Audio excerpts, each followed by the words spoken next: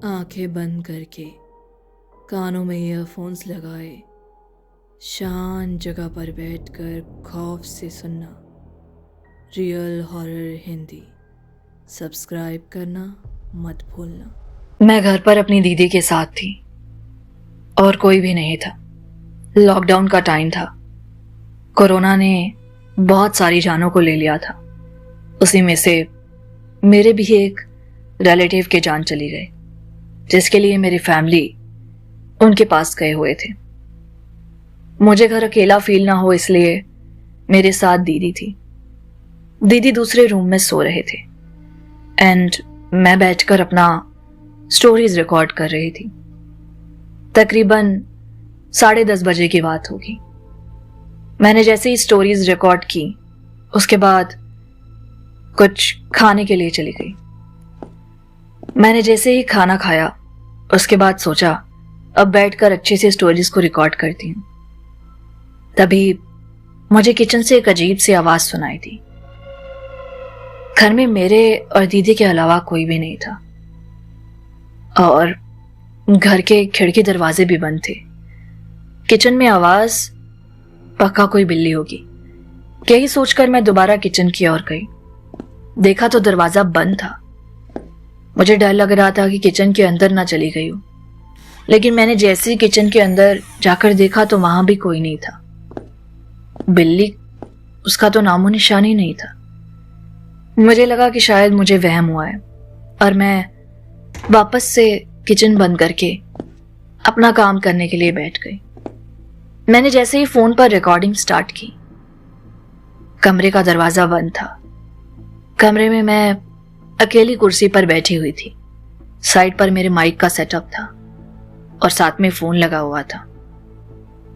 मुझे रिकॉर्ड करने के बाद अजीब सी आवाज फोन से आती है, जैसे कि कोई मुझे बुलाने की कोशिश कर रहा है। वो आवाज बहुत ज्यादा अजीब थी। समझ ही नहीं आ रहा था कि टेक्निकल इशू है या क्या है। मैंने सोचा शायद माइक में कुछ प्रॉब्लम हो रही है। मैं अपने स्टूडियो वाले रूम में चली गई। वहां पर ही मेरा अच्छा सेटअप रहता है। एक्चुअली मैं वहां ज्यादा तभी जाती हूँ जब कुछ प्रोफेशनली ऑडियो बुक्स या ऐसा कोई काम करना होता है। ज्यादातर काम मैं फोन से ही रिकॉर्ड करती हूँ, इसीलिए मुझे यही था कि चलो मैं फोन से ही रिकॉर्ड कर लूंगी।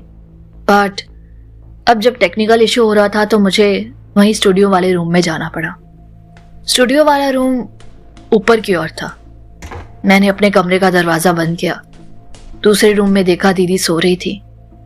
मैं धीमे से अपना फोन और माइक लिए सीढ़ियों से चढ़ते हुए ऊपर कमरे में चली गई। मैं अंदर गई तो देखा वहां पर बिल्कुल सन्नाटा था। आस पास कोई शोर शराबा नहीं था। मेरे स्टूडियो रूम की साइड पर एक छोटी सी खिड़की सी, जिसके बाहर से हम बस देख सकते थे। वो खुलती नहीं थी, बंद ही रहती थी। मैं उस खिड़की से देख पा रही थी कि रोड बिल्कुल शांत है। वहां पर कोई भी नहीं है।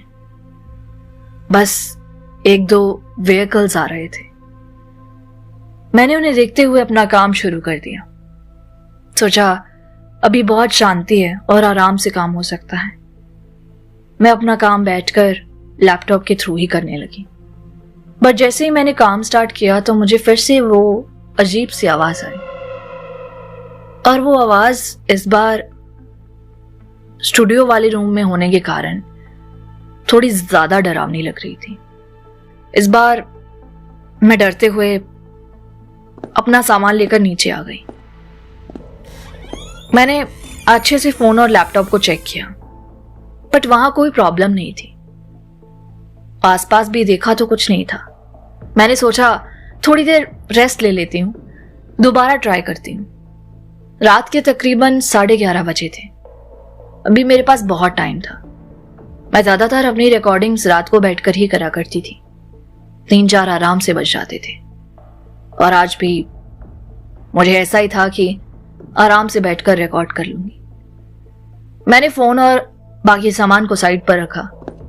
किचन में कुछ जाकर खाने के लिए बनाने लगी और सोचा कि थोड़ी देर मूवी या कोई सीरीज देख लेती हूँ। मैंने अपने फोन में एक छोटी सी मूवी लगाई, तकरीबन 1-1.5 घंटे की होगी। उसके साथ मैं मैगी बनाकर खाने लगी। खाते खाते अचानक से मुझे एक अजीब सी साउंड कानों में पड़ती है। मेरे कमरे का दरवाजा बंद था और आसपास का हर कोना शांत था। बस पानी के टप टप करने की और दीदी के खराटों की थोड़ी सी आवाज आई होगी, जो मेरे मूवी की आवाज ने छुपा दी थी। बट उसके अलावा कमरे में या पूरे घर में कुछ नहीं था। आसपास की आवाजाही की आवाज कमरे तक आती नहीं थी, पर पता नहीं एक बहुत अजीब सी साउंड मेरे कानों में पड़ी। ऐसा लगा कि किसी ने मेरे कान के पास आकर चिल्लाया हो। वो बहुत अजीब सा एक एहसास था और अचानक से उस एहसास के बाद मुझे ठंड सी लगने लगी। ऐसा महसूस हुआ कि जैसे मेरे पास कोई है।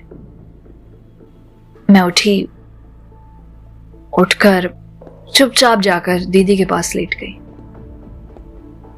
कमरे का दरवाजा बंद था। मैं सोई हुई थी और अचानक से ऐसा लगा कि किसी ने मेरे कंधे पर हाथ रखकर मुझे उठाया। मैंने उठकर देखा, शायद दीदी होंगी, तो दीदी वहां पर नहीं थी।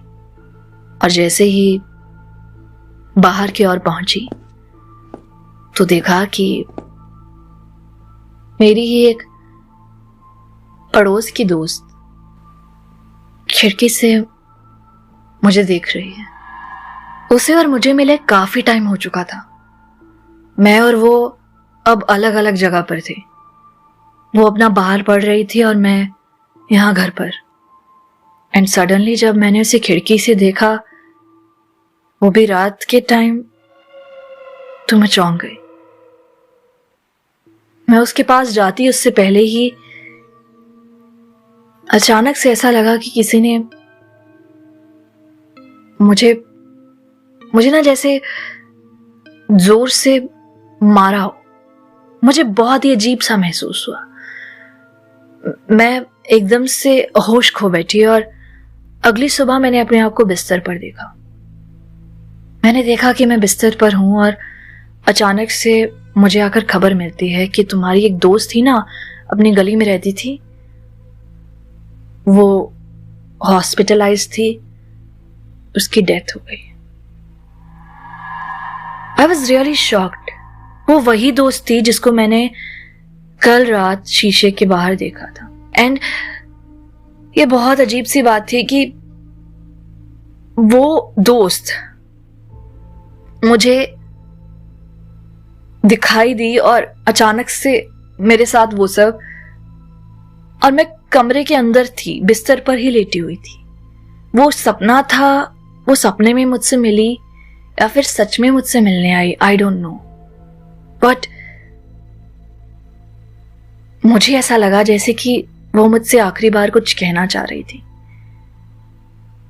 मुझे नहीं पता कि वो सब क्या हुआ, और वो सब आवाजों का आना वो कहीं ना कहीं उसी चीजों से लिंक था, क्योंकि मुझे पता चला कि मैं कल रात 10:30 बजे ही सो गई थी।